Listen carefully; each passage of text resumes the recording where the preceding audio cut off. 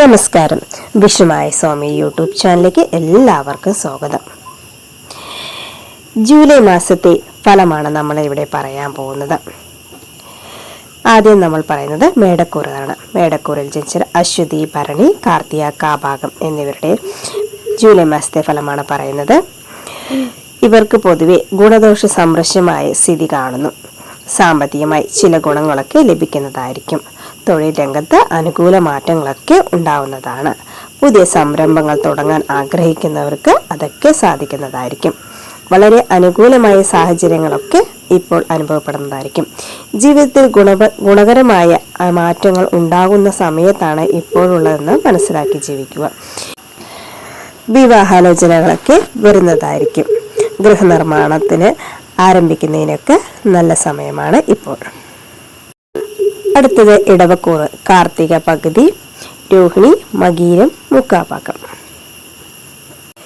ജീവിതത്തിൽ അനുകൂലമായ മാറ്റങ്ങൾ പലതും ഉണ്ടാകാൻ സാധ്യതയുണ്ട്. തൊഴിൽപരമായ നേട്ടങ്ങൾ ഉണ്ടാകുന്നതായിരിക്കും. സാമ്പത്തിക പുരോഗതിയൊക്കെ കൈവരിക്കുന്നതായിരിക്കും. പുതിയ സംരംഭങ്ങൾ തുടങ്ങുന്നതിനൊക്കെ നല്ല സമയമാണ്. സന്തോഷകരമായ അനുഭവങ്ങളൊക്കെ നിങ്ങൾക്ക് ഉണ്ടാവുന്നതായിരിക്കും. വിദേശത്ത് തൊഴിലിന് ശ്രമിക്കുന്നവർക്ക് അതൊക്കെ സാധിക്കുന്നതാണ്. കുടുംബത്തിൽ മംഗളകർമ്മങ്ങൾ നടക്കുന്നതിനൊക്കെ സാധ്യതയുണ്ട്. അടുത്തത് മിഥുനക്കൂറാണ്. മകീരം മുക്കാഭാഗം, തിരുവാതിര, പുണർതം അരഭാഗം. പൊതുവെ അനുകൂലമായ മാറ്റങ്ങൾ പലതും ഉണ്ടാവുന്ന സമയമാണിപ്പോൾ. തൊഴിൽപരമായ നേട്ടങ്ങളൊക്കെ കൈവരിക്കുന്നതായിരിക്കും. തികച്ചും പുതിയ പ്രവർത്തന മേഖലയിൽ പ്രവേശിക്കാൻ കഴിയുന്നതുമായിരിക്കും. സാമ്പത്തിക പുരോഗതി നേടുവാനൊക്കെ കഴിയുന്നതായിരിക്കും. ദീർഘനാളായി ചിന്തിക്കുന്ന ലക്ഷ്യങ്ങളൊക്കെ നേടാൻ പറ്റിയ സമയമാണിത്. വിവാഹാലോചനകളൊക്കെ സഫലമായി തീരുന്നതായിരിക്കും. ജീവിതത്തിൽ വളരെ ഗുണകരമായ മാറ്റങ്ങൾ പലതും വന്നു ചേരുന്ന ഒരു കാലഘട്ടം കൂടിയാണ് ഈ മാസം. അടുത്തത് കർക്കിടകക്കൂറ്. പുണർതം, കാഭാഗം, പൂയം, ആയില്യം. ഇവർക്ക് ഗുണദോഷ സംരക്ഷമായി നിൽക്കുന്ന ഒരവസ്ഥയാണ്. തൊഴിൽ രംഗത്ത് ചില പ്രയാസങ്ങളൊക്കെ ഉണ്ടാവുന്നതായിരിക്കും. പുതിയ മേഖലകൾ പ്രവർത്തനം തുടങ്ങുന്നതിനൊക്കെ നിങ്ങൾ ശ്രമിക്കുന്നതായിരിക്കും. ദീർഘകാലമായി ചിന്തിക്കുന്ന പല ലക്ഷ്യങ്ങളിൽ സാധ്യമാകുന്നതായിരിക്കും. വിദ്യാർത്ഥികൾ പഠനത്തിൽ കൂടുതൽ ശ്രദ്ധിക്കേണ്ട സമയമാണിത്. കുടുംബത്തിൽ ചില വഴക്കും പ്രശ്നങ്ങളൊക്കെ ഉണ്ടാവുന്ന ഒരു സമയമാണ്. അടുത്തത് ചിങ്ങക്കൂറാണ്. മകം, പൂരം, ഉത്രം, കാഭാഗം. പൊതുവെ അനുകൂലകരമായ സാഹചര്യങ്ങളൊക്കെ ഉണ്ടാകുന്ന ഒരു സമയമാണ്. തൊഴിൽപരമായ വളരെ നേട്ടങ്ങളൊക്കെ വന്നു ചേരുന്നതുമാണ്. സാമ്പത്തിക പുരോഗതി ഉണ്ടാകുന്നതാണ്. പുതിയ സംരംഭങ്ങൾ തുടങ്ങുന്നതിനൊക്കെ സാധിക്കുന്നതായിരിക്കും. ഗൃഹനിർമ്മാണം ആരംഭിക്കുന്നവർക്ക് ഉടനെ അത് തുടങ്ങുന്നതിന് സാധിക്കുന്നതായിരിക്കും. വസ്തുവാഹനാദികൾ പുതുതായി നേടാനൊക്കെ സമയമുള്ള ഒരു കാലഘട്ടമാണ്. വളരെ കാലമായി ചിന്തിക്കുന്ന പലതും ഈ മാസം നിങ്ങൾക്ക് ചെയ്തു തീർക്കാൻ പറ്റാവുന്ന സാഹചര്യമാണ് ഉള്ളത്. കന്നിക്കൂറ്. ഉത്രം പകുതി, അത്തം, ചിത്തിര, മുക്കാഭാഗം. ഗുണദോഷ സംരക്ഷമായ അവസ്ഥയാണ് കാണുന്നത്. കർമ്മരംഗത്ത് ചില പ്രതികൂല സാഹചര്യങ്ങളൊക്കെ ഉണ്ടാകാനിടയുണ്ട്.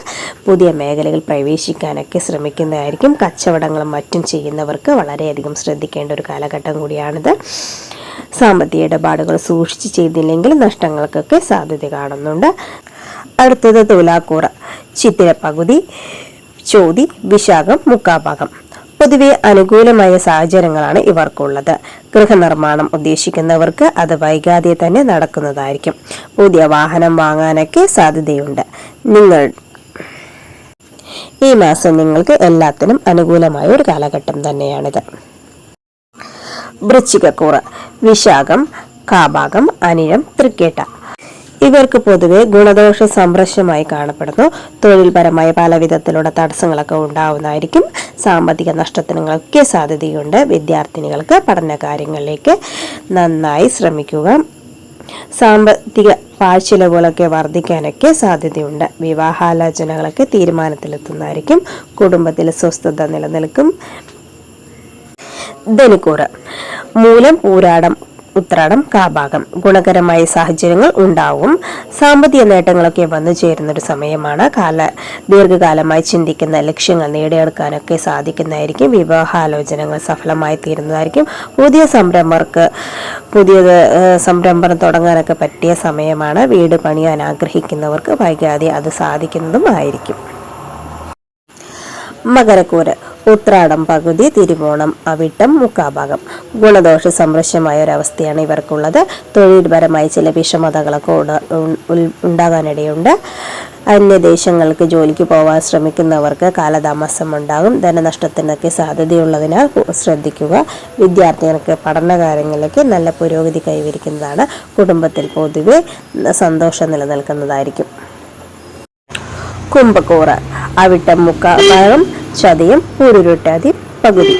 ഗുണവും ദോഷവും ഇടകലർന്ന സ്ഥിതി ഉണ്ടാവുന്നതായിരിക്കും. കാര്യങ്ങൾക്ക് അനുകൂലമായി ചില സാഹചര്യങ്ങൾ അനുഭവപ്പെടുന്നതായിരിക്കും. പുതിയ സംരംഭം തുടങ്ങുന്നവർക്കൊക്കെ പറ്റിയ സമയമാണ്. കച്ചവടങ്ങളും മറ്റും ചെയ്യുന്നവർ സാമ്പത്തിക ഇടപാടുകൾ ശ്രദ്ധിച്ചു തന്നെ ചെയ്യുക. യാത്രാക്ലേശം, അലച്ചൽ തുടങ്ങിയവയ്ക്ക് അനുഭവപ്പെടാം.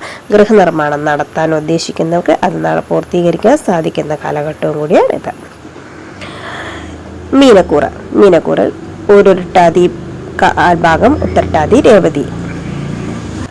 പൊതുവെ ഇവർക്ക് ഗുണകരമായ മാറ്റങ്ങൾ പലതും വന്നു ചേരുന്നൊരു സമയമാണ്. സാമ്പത്തിക നേട്ടങ്ങൾ കൈവരിക്കുന്നതായിരിക്കും. തൊഴിൽ രംഗത്ത് അനുകൂലമായ സാഹചര്യങ്ങൾ അനുഭവപ്പെടുന്നതായിരിക്കും. ന്യൂനത സംരംഭം തുടങ്ങുന്നവർക്ക് അതിനൊക്കെ പറ്റിയ സമയമാണ്. ദീർഘകാലമായി ചിന്തിച്ചിരുന്ന പല കാര്യങ്ങളും നടപ്പിലാക്കുന്ന ഒരു സമയം കൂടിയാണ് ഇവർക്ക്. നിങ്ങളുടെ ജീവിതത്തിൽ വളരെയധികം വിസ്മയകരമായ മാറ്റങ്ങളൊക്കെ ഉണ്ടാകുന്നൊരു കാലഘട്ടമാണ് നിങ്ങൾക്ക് വന്നു ചേരുന്നത്. എല്ലാവർക്കും നല്ലത് വരട്ടെ എന്ന് പ്രാർത്ഥിച്ചുകൊണ്ട് നിർത്തുന്നു. നന്ദി, നമസ്കാരം.